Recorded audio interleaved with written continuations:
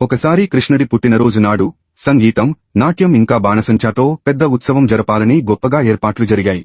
చాలా మంది జనం వచ్చారు. కాని కృష్ణుడు మాత్రం సంబరాల్లో పాల్గొనడానికి ఇష్టపడకుండా ఇంట్లోనే కూర్చున్నాడు. సాధారణంగా ఎలాంటి వేడుకైనా నలుగురితో చేరడానికి కృష్ణుడు ముందుంటాడు. కాని ఆ రోజు మాత్రం ఎందుకనో ఆయన ఇష్టపడటం లేదు. రుక్మిణి వచ్చి, స్వామీ, ఏమైంది మీకు, ఎందుకని మీరు వేడుకలో పాల్గొనటం లేదు అని అడిగింది. నాకు తలనొప్పిగా ఉంది అన్నాడు కృష్ణుడు. ఆయనకు నిజంగా తలనొప్పి ఉందో లేదో మనకు తెలియదు. బహుశా ఉండి ఉండొచ్చు, కాని ఆయన నటించడంలో కూడా సమర్థుడు. వైద్యుని పిలిపించండి అన్నది రుక్మిణి. వైద్యులు వచ్చారు. కృష్ణుడికి మందు ఇవ్వడానికి ప్రయత్నించారు. ఇవన్నీ నాకు పనిచేయవు అన్నాడు కృష్ణుడు. మరి మీ తలనొప్పి పోవాలంటే ఏం చేయాలి స్వామి అన్నది రుక్మిణి. అంతలో సత్యభామ, నారదుడు వచ్చారు. ఏమైంది, ఏం జరిగింది అని ప్రతి ఒక్కరూ కంగారు పడుతున్నారు. నన్ను నిజంగా ప్రేమించేవాళ్లు ఎవరైనా మీ పాదాల దగ్గర నుంచి కొంచెం ధూళి తీసి నా తలమీద రుద్దండి, నొప్పి తగ్గిపోతుంది అని కృష్ణుడు చెప్పాడు. అప్పుడు సత్యభామ, ఏమిటి అర్థం లేని మాటలు, నేను మిమ్మల్ని ప్రేమిస్తున్నాను, కాని నా పాదధూళి తీసి మీ తలమీద పెట్టటం మాత్రం చేయలేను, అలాంటివి చేయతగని పనులు అని అంది. ఇక రుక్మిణి కూడా,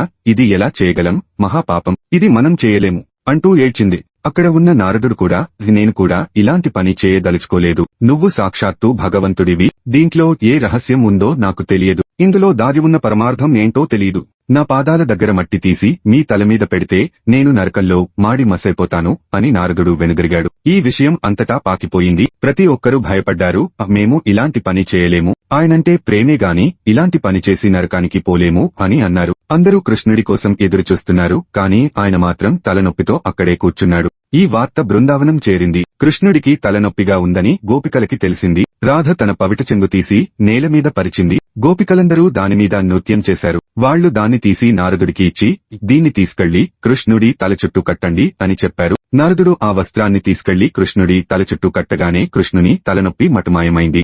ఈ వీడియో మీకు నచ్చినట్లు అయితే లైక్ చేయండి, షేర్ చేయండి, మా ఛానల్ను సబ్స్క్రైబ్ చేయండి.